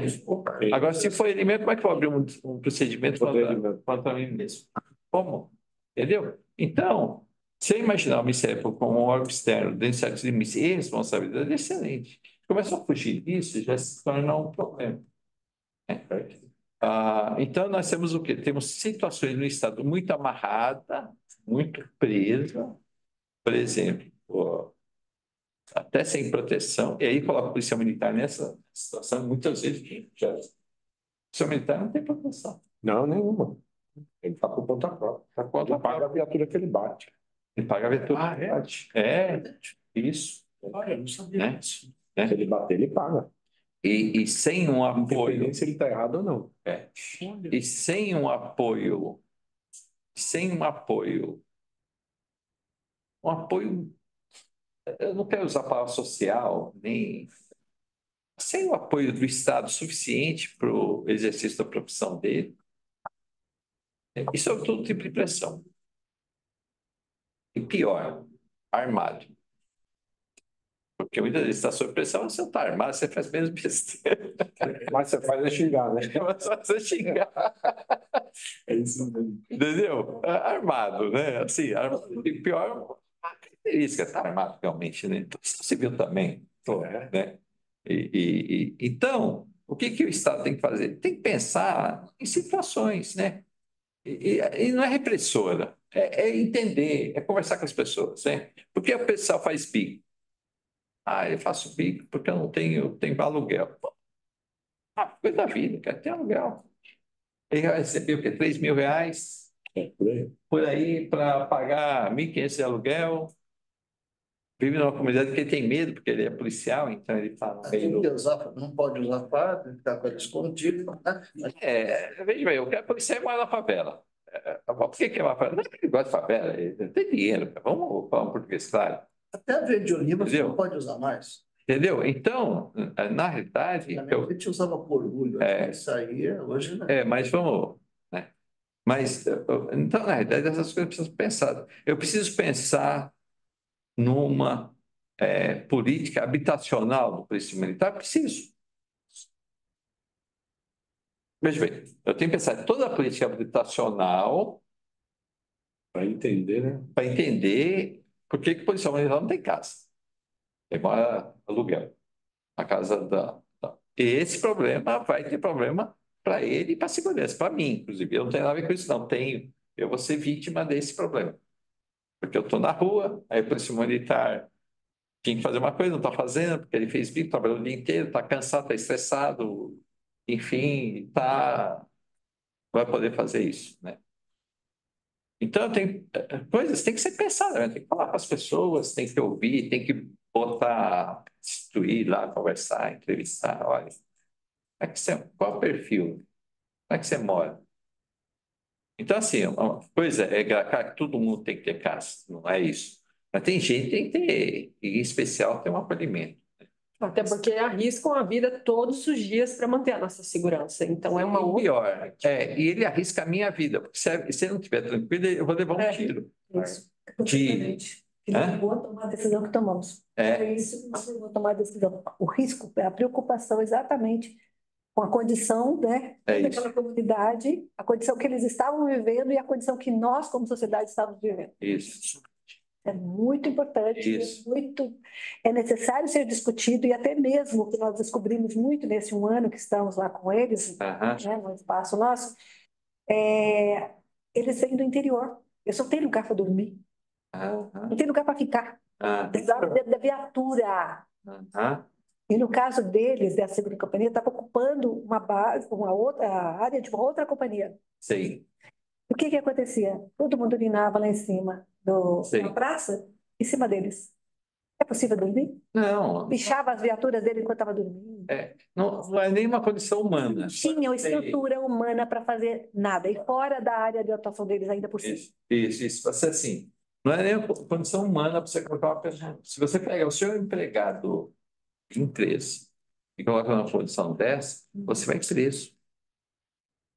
Está preocupado com a Cracolândia? Estão preocupados com a Cracolândia? Não. Primeiro teria que preocupar com a condição do seu funcionário. Porque faz parte de tudo, né? Assim, você tem dó do funcionário? Não, primeiro eu tenho dó, porque eu sou um ser humano, né? É isso. Mas eu tenho, além de dó dele, eu tenho inteligência. Eu sei que ele, sob essa condição, como é que esse cara vai cuidar da minha segurança?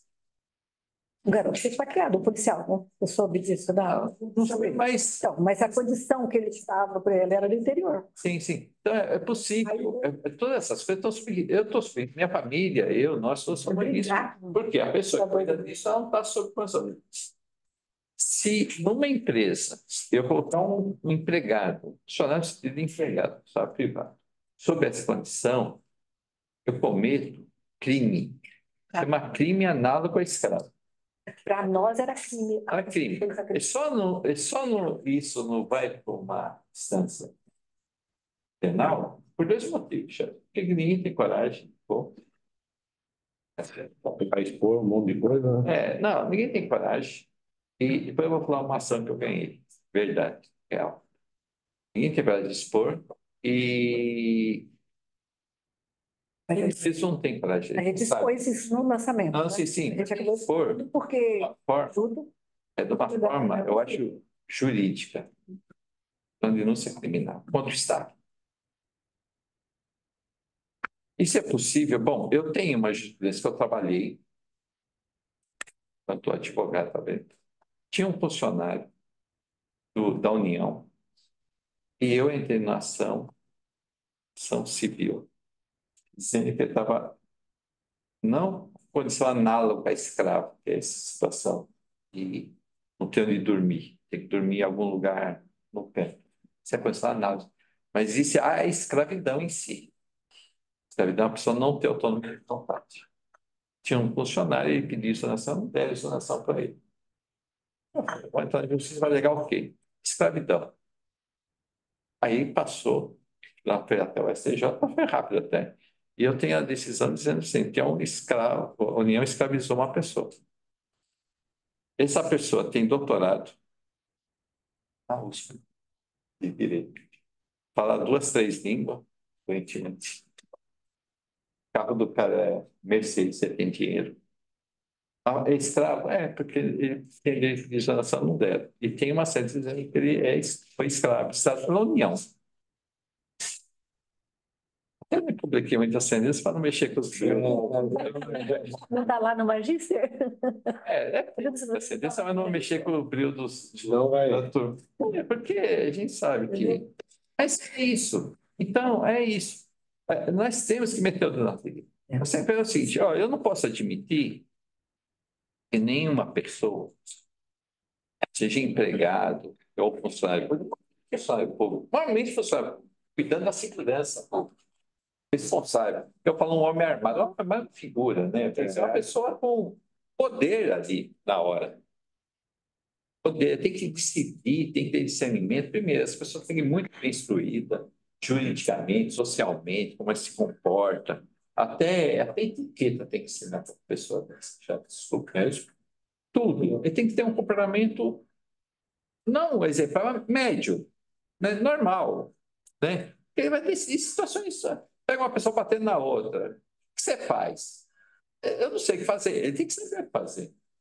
Pega lá alguma coisa, uma criança lá, sabe, perdida, o que faz? Não sei, mas ele tem que saber o que fazer. Né? Um problema, até de trânsito, sei lá, deu lá um quiprocó, ele está lá, ele envolvido naquele negócio, ele tem que saber o que fazer. Ele vai direcionar alguma solução àquele conflito. Ele tem que saber a solução de conflito, as possibilidades que tem, competência, psicologia, às vezes até a pessoa está aqui caída, vamos chamar quem? Mexe, não mexe, pode mexer no corpo, não pode mexer no corpo.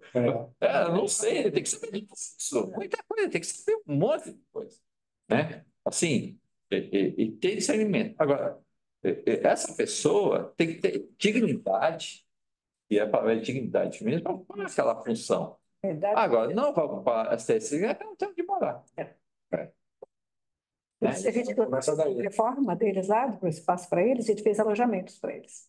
Então tem o mezanino, lá tem os quartos deles com banheiros, com 2 cozinhas, para eles poderem ter todo o conforto necessário. Sim, tem que ter dignidade, né? Então, a pessoa tem que ver com dignidade. Eu tenho que ter, no mínimo, a dignidade para o policial militar, o que a lei exige para o meu empregado. E se eu tiver uma construtora de casa, de prédio aqui, Zona Leste, qualquer prédio, normal, apartamento. e chamar pessoas do interior e colocar para dormir no canto qualquer, além de ser penalizado pela Justiça, pelo Ministério do Trabalho, tudo tal, vem o Ministério Público e me enquadra, cara. Bobear, vou preso. Mas eu faço isso com o policial, por exemplo. Mas a gente questionou eles. Vocês nunca questionaram essa condição? Ah, não, estava vendo um local, estava vendo. Tem tanto prédio público, gente, tem tanto prédio público. Mas não compete a eles só ver isso, compete a nós. Né? Porque eu entendo que quem está lá de dentro também tem dificuldades de. Contra a instituição. Instituição, ele tem lá problema de até acatamento. Isso, de que não iríamos revogar essa condição que nós. Não, sim.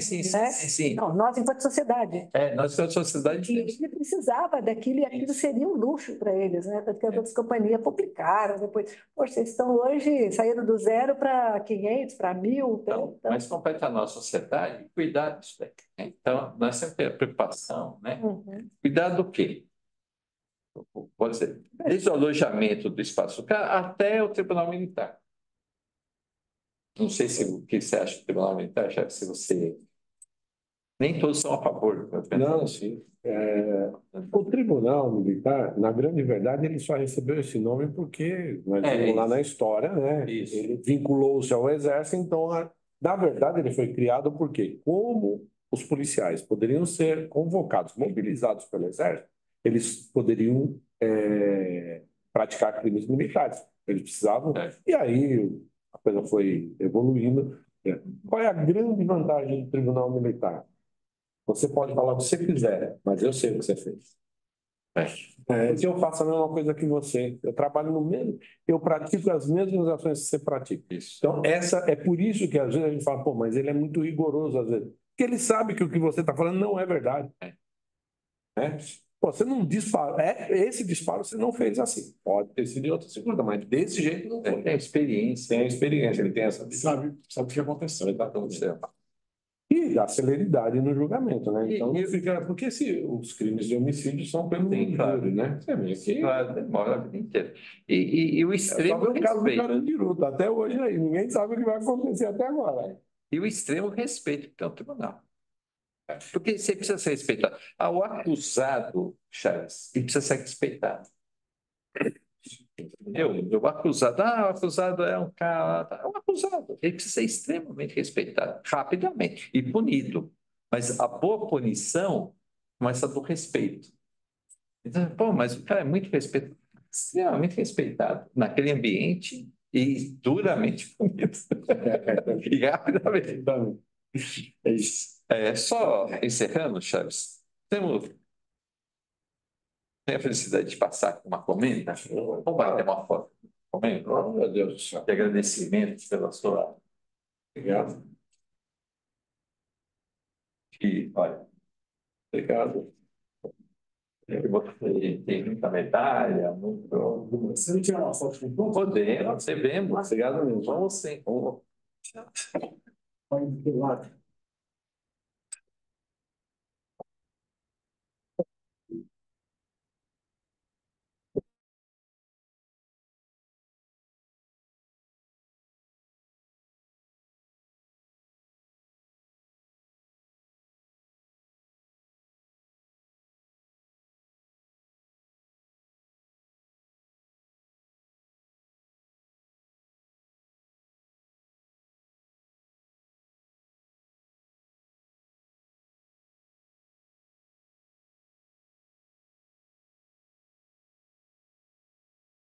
É o Chaves. Coronel Chaves. Esse é o Coronel Chaves. E dizer que esse tema é muito importante. Um tema assim, talvez a gente abrir essa discussão, não encerrar, mas abrir essa discussão. Isso é muito importante, que vai daqui para o resto da vida. Sempre estar melhor a segurança. Não depende só da gente, não pode ser uma política de governo, tem que ser uma política de Estado. Muito obrigado. Que agradeço.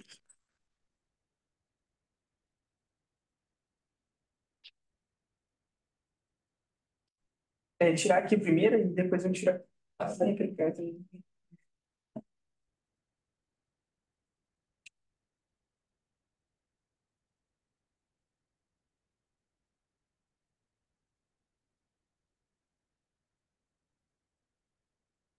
Tirou uma para cada um? Tirar uma. Você vai tirar aqui agora? Certinho. Obrigado. É esqueci de falar. Realmente, por que que lá eu tenho 300? E aqui eu tenho só 2, 3, e tem